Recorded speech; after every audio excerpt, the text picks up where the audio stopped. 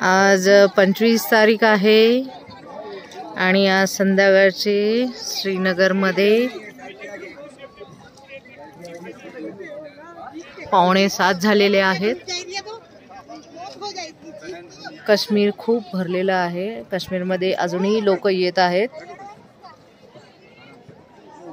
पहा किती टुरिस्ट आलेत।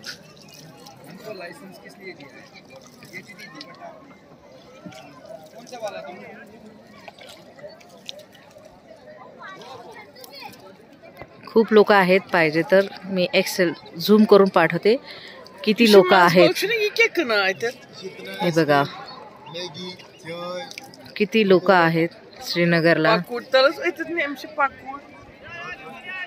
हे बघा मी झूम करते, पाहून घ्या किती लोक आली आहेत आणि फिरतायत। त्यामुळे कोणी घाबरायचं कारण नाहीये आणि घाबरू नये।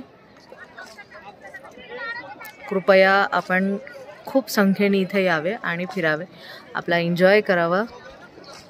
हे पहा, हे बघा।